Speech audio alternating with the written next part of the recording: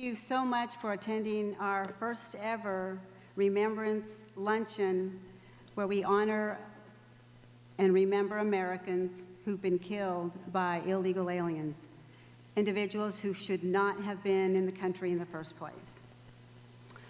On June 16th, 2015, most Americans probably don't remember that date, but here, our families do.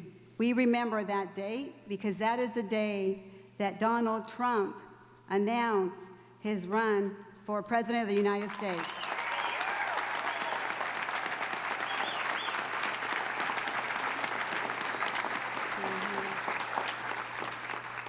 There is only one candidate who spoke the truth.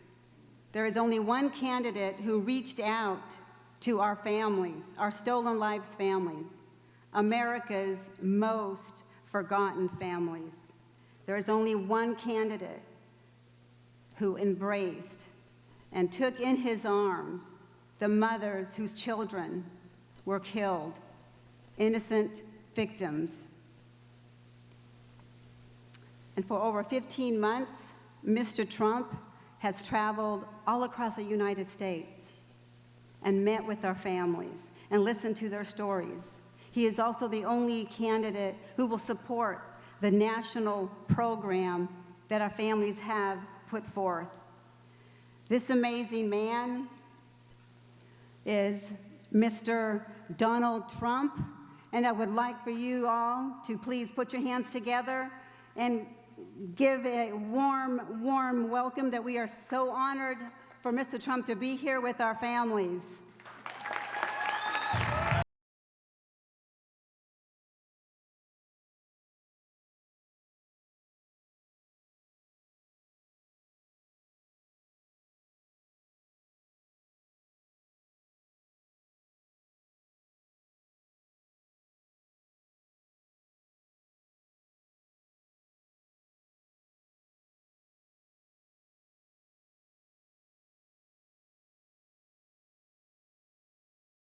Great people.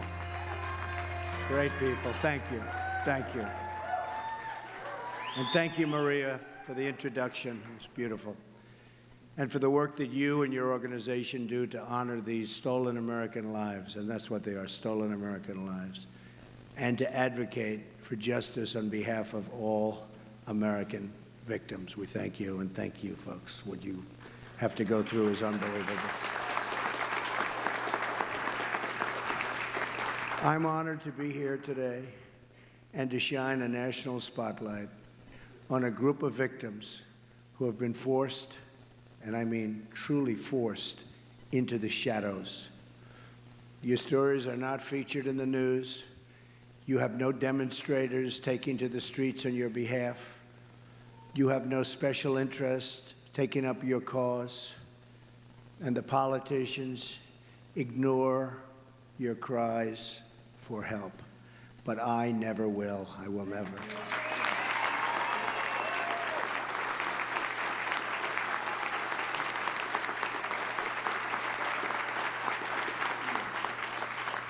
And I've known many of you for a long time now. It seems like a long time, but I'm still here and you're still here, right? Still fighting. I've met many incredible people during the course of this campaign, but nothing has moved me more deeply than the time I've spent with the families of the Remembrance Project. The folks in Remembrance, by the way, are doing such an incredible job.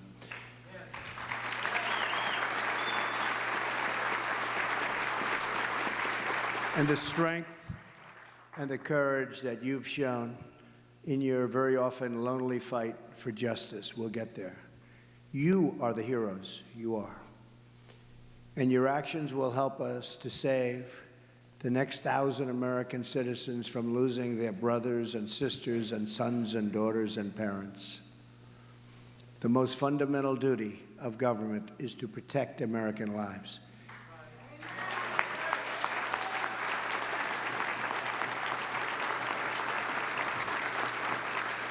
Anyone who fails to understand this is not fit to hold public office.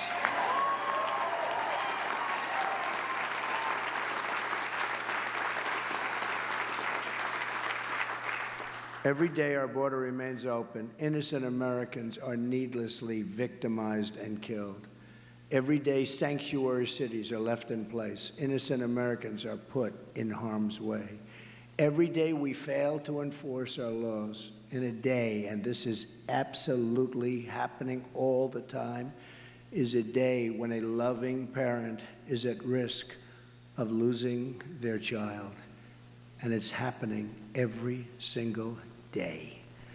All across this country, dining room tables have an empty seat at the family table because our government abandoned its duty and failed to enforce its basic laws. There are a lot of numbers in the immigration debate. I've been talking about it for a long time. And obviously people agree with me because you see what's happening, you see the numbers, you see the polls, you see what's going on at the rallies. A lot of people agree with me. Almost, it seems everybody agrees. You almost say, what's not to agree with? But let me give you what's not to agree with. But let me give you the most important number of all. That most important number of all is the number of American lives that is acceptable to lose in the name of illegal immigration. Let me tell you what that number is. 0, 0.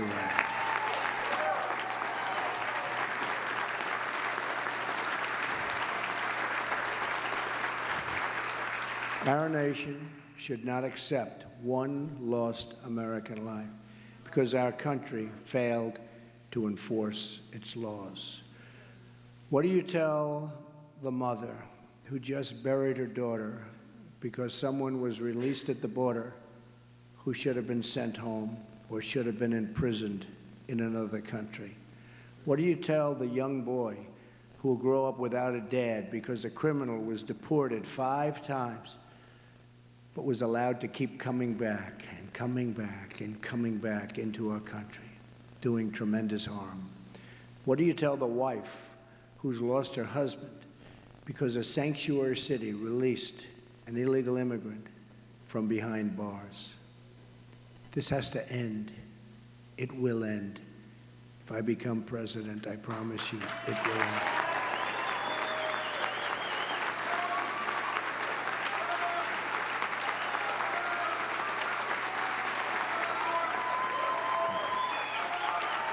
Thank you.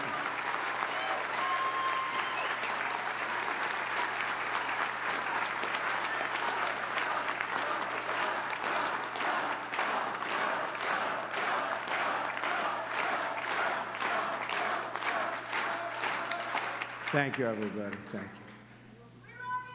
Thank you. I love you. We love everybody in this room, special people. Not one more American life should be given up in the name of open borders.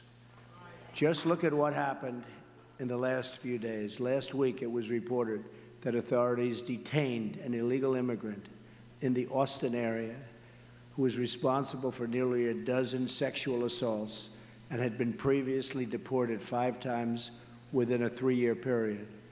Earlier this week in Kansas, a sheriff's department master deputy was killed, apparently by an illegal immigrant. The driver was previously arrested for DUI in California in 2001 and for traffic violations in Kansas. Deputy Collins was killed only hours after his daughter's 4th birthday. A few days ago, 2 correctional officers in California were critically wounded after being shot by an illegal immigrant who overstayed his visa. This individual had been convicted of child rape and was slated to be deported, but his home country refused to take him back. He was simply too bad, too tough, too evil. They said, "We refuse to take him back." One of the victims has 6 children, is an Air Force veteran, and a high school football coach. The other victim is a mother and a grandmother. When Hillary Clinton was Secretary of State, the matter of this country, and think of this, matter of this country refusing to take back their deported citizen came before Hillary Clinton's desk, oftentimes, many times. But she failed to take forceful action and ignored the federal law requiring her to suspend visas to countries that don't take back their citizens. She didn't want to get involved. Politicians. According to a report from the Boston Globe, from the year 2008 through 2014, nearly 13,000 criminal aliens were released back into U.S. communities because their home countries would not take them back. They were too tough, they were too angry, they were too evil. They don't want them back. And we don't force them back. We want to be nice people, we want to be nice and politically correct, and they're all roaming the streets. Most of these 13,000 releases occurred on Hillary Clinton's watch. She had the power and the duty to stop it cold, and she didn't. Now my opponent will never meet with you, never meet with you. No interest. You know that because you've been trying for a long time, years. They've been trying for years. She will never hear your stories. She will never share your pain. She will only meet with the donors and the special interests and the open border advocates. Her plan calls for total amnesty in the first 100 days, which means Obamacare, Social Security, and Medicare for illegal immigrants. Her plan calls for catch and release on the border, sanctuary cities, ignoring visa overstays, closing detention centers, and a virtual end to immigration enforcement in the United States of America. Hillary Clinton has even announced that she plans to go around Congress and implement amnesty by executive order, violating our Constitution and putting the entire nation in grave peril.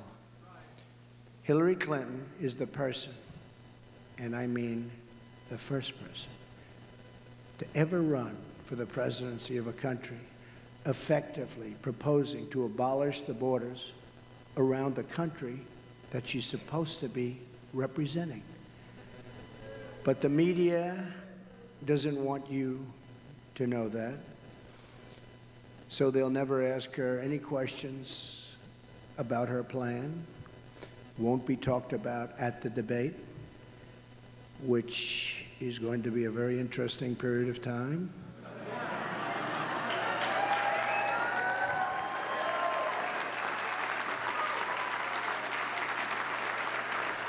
Like how she'll afford to give lifetime welfare and entitlements to illegal immigrants, or how many people will be victimized because of the illegal immigrants that will be released from federal custody, right at the border or inside of the border. She's not asked to explain what she'll say to the American workers who lose their jobs when she prints out millions of work permits for those here totally against the law, many of whom have very, very substantial problems.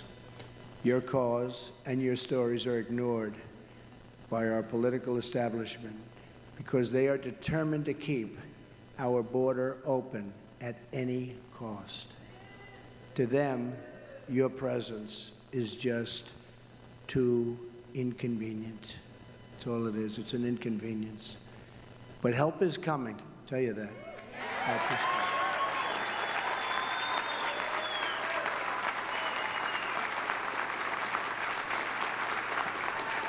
On November 8th, we're going to win the White House.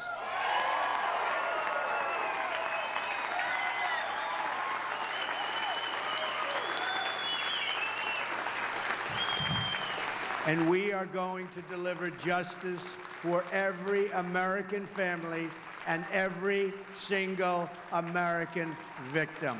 You know what that means. You know what that means. Together, we will save American lives and prevent the next 1,000 American parents from suffering the same fate as the people in this room today. Their loved ones will not have died in vain, believe me. They will not have died in vain. Since 2013 alone, think of this, since 2013, the Obama administration has allowed 300,000 criminal aliens to return back into the United States and its communities. These are individuals encountered or identified by ICE, but who were not detained or processed for deportation. According to the federal government's own data, there are more than 2 million convicted criminal illegal immigrants inside of the United States right now. 2 million. Then we wonder, why do we have such crime? Why do we have such violence? And this is true violence. This is violence like most people have never even heard of before. However, this figure does not include the many individuals who have committed crimes but escaped justice, fled the jurisdiction, or were otherwise never caught. And many of the folks are in that position where you even sometimes know who they are, and yet they're never caught. We're going to catch them. We're going to catch them.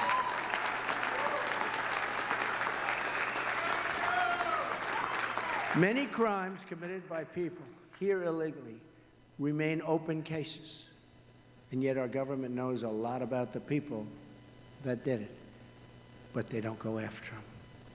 They've killed people. They don't go after them. At the same time, hundreds of individuals who have been given visas and refugee, and think of this, they've been given visas, their refugee admissions into the country subsequently were charged with terrorism, and nobody does anything about it. Nobody does anything about it. It's the most unbelievable thing that I've seen. That's why it's like become a personal passion for me when I see these people. And there's so many people. Remembrance Project, there are so many people. This is a small group. A lot of people, it's a small group compared to what we're talking about. The devastation is unbelievable. So we're admitting people here with no idea of who they are, and we don't know very much about them. We don't know what they believe. We don't know if they have love in their heart for our country or if they have hatred in their heart for our country. Whether it's drugs, terrorism, or violent crime, our government is utterly failing in its core mission to defend and protect the people of this country. The Border Patrol agents, these are incredible people. They endorsed me. First time they've ever endorsed a presidential candidate. Thank you. They've warned that Hillary Clinton's plan would put the entire country in grave danger. I fully understand that.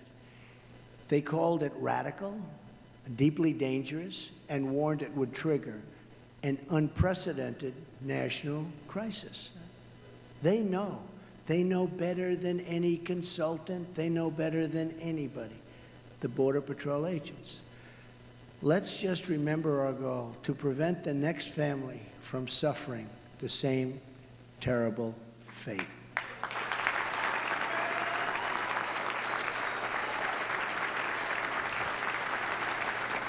That is what is at stake in this election. So I am now going to invite some of the bravest people I know, and I mean that 100%, to come up here and speak.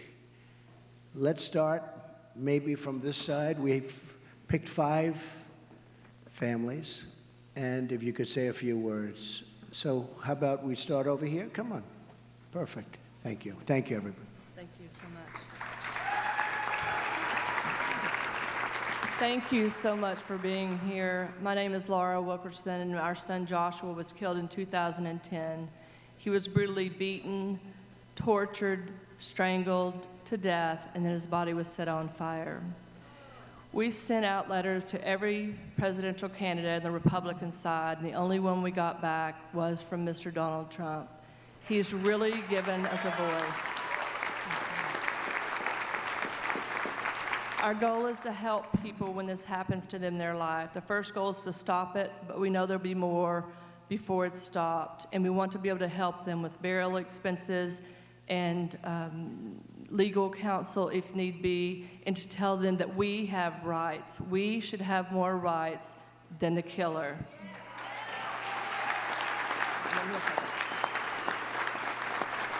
I also just want to say that if we are all deplorables, we are doing something right.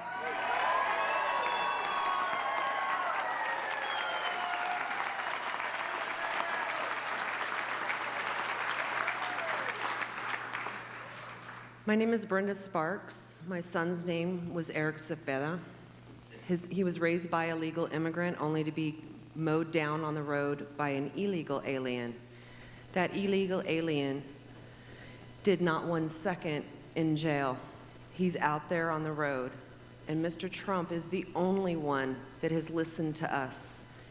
He's the only one that's spoken directly to me. And I thank him for that. So I will be voting for Trump because he wants to protect you.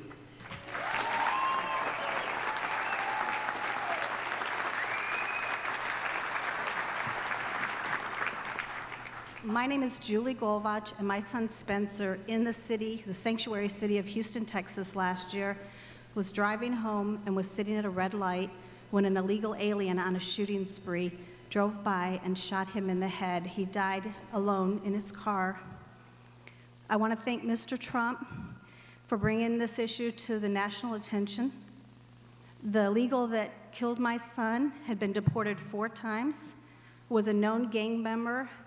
He had burglary, assault, and attempted murder on his record, and he was still driving and presumably working and living fine in Houston, Texas. Fortunately for our family, a sheriff's deputy came at the end of the shooting spree and put an end to the shooting spree and to the illegal alien so he couldn't continue on with what he was doing. So, thank you very much, Mr. Trump. Thank you.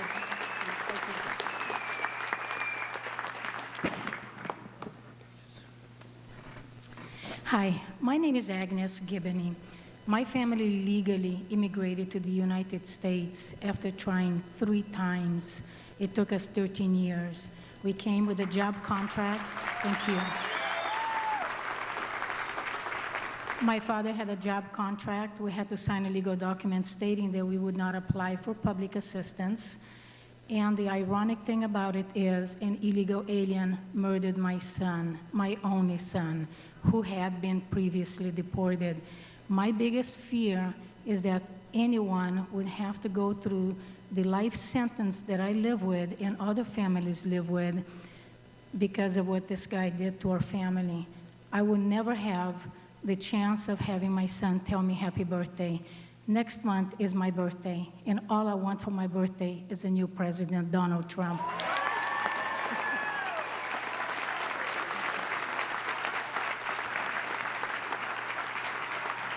Hello, my name is Juan Pina, and my daughter, Christy, had just turned 14 years old when they found her murdered in Artichoke Field in Castroville, California.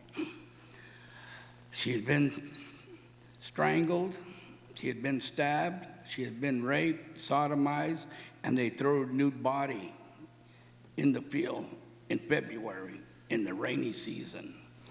During this time, this person, in '87, he had kidnapped 2 other 14-year-old girls, and he had been caught, and he was still out in the streets.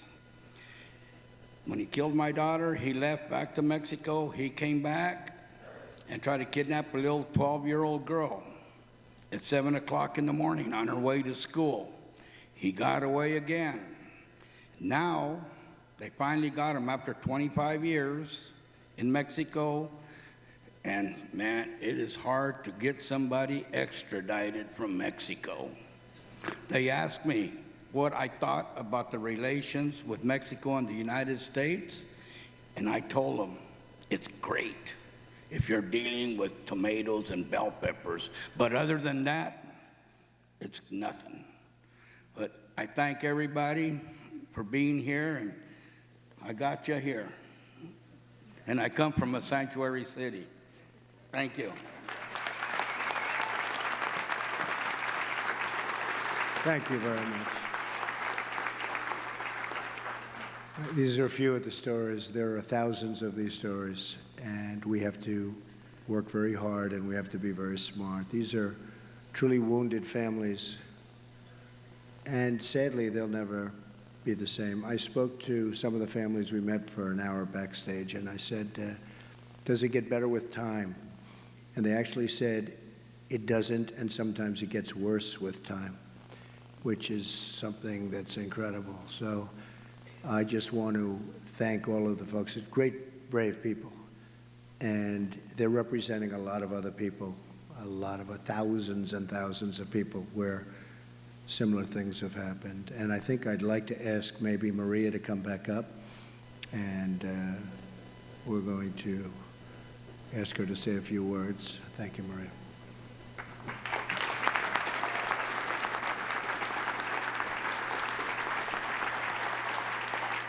Again, thank you all for being here, and please stay involved and with all the families here. We're going to make a presentation. Tim, will you make that? Yes. Mr. Trump, in honor of the work that you have done for these families and families across the country, and the work that you're going to do as President of the United States of America, I present this plaque representing the loved ones of the families who've been killed by illegal aliens who are here with us today. And with that, we say, from the Remembrance Project and the families who have lost their loved ones, and those who have not yet, but unfortunately will, lose their loved ones to illegal aliens, we present this memorial to you. Thank you. Thank you very much. Mr. Trump.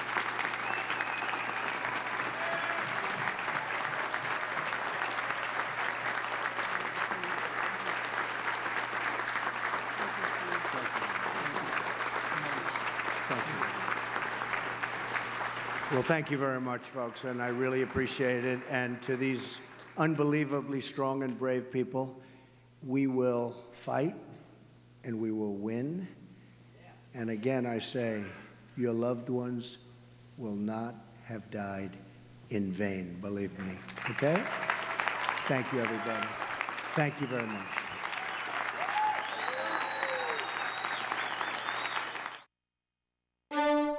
C-SPAN's Washington Journal, live every day with news and policy issues that impact you. Coming up Sunday morning.